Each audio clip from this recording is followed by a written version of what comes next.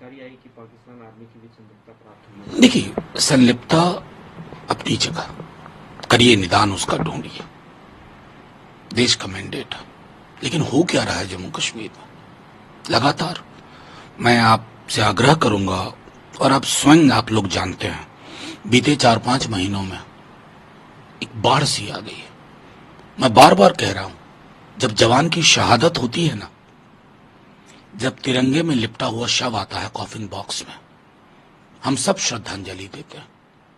फिर उसके बाद संसद तक पर में उससे चर्चा नहीं होती है। आज तक संसद को पता नहीं चला कि पुलवामा पर क्या हुआ था। क्या देश को जानने का अधिकार नहीं है?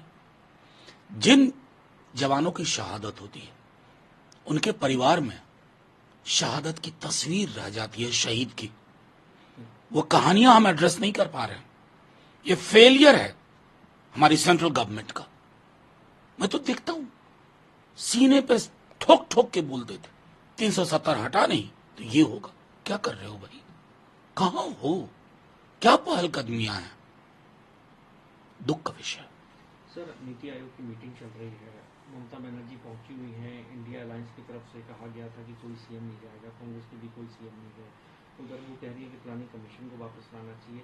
इस पूरे घटनाक्रम को आप क्या से देख रहे हैं? देखिए, अब इसमें मैं समझता हूं बीजेपी को अगर ये लग रहा हो कि इंडिया ब्लॉक में कोऑर्डिनेशन नहीं है तो they are mistaken. Episodic coordination और ना कोऑर्डिनेशन का होना एक अलग मसला है, लेकिन मर्म में हम सब इकट्ठा है। नीति आयोग है क्या भाई?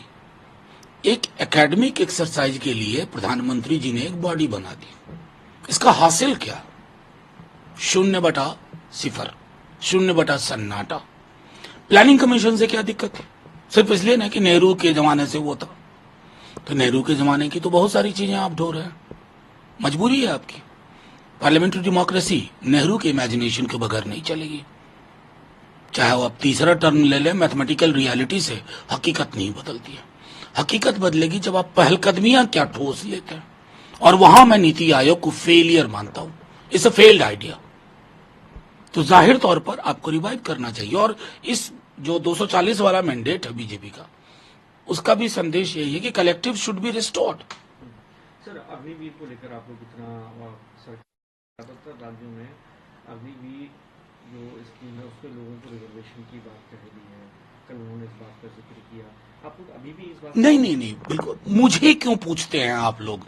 मुझे बेहद दुख होता है इस बात का कि जब प्रधानमंत्री जैसा व्यक्ति ये कहता है कि विपक्ष बरगला रहा है। अरे, युवाओं को बरगला लेंगे हम? इतनी हमारी हैसियत नहीं है। कभी प्रधानमंत्री जी सीधा संवाद असल में नहीं करते।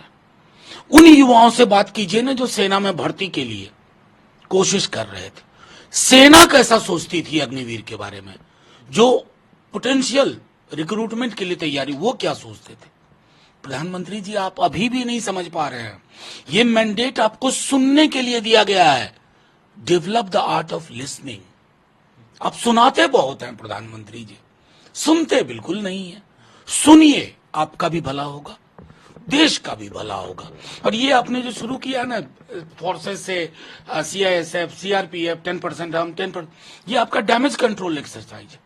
ये नहीं चलेगा। अपने राज्यों के मुख्यमंत्रियों को खड़ा कर रहे हैं 10%, डैमेज कंट्रोल नहीं। Do away with this idea. This is a mindless idea. आप अपनी सेना के साथ खिलवाड़ कर रहे हैं। क्यों भाई? किसने ये सलाह दी थी? मैं तो उस महानुभाव को देखना चाहता हूं इस तरह के सलाह लेके कि और सरकार उस पर काम कर रही है।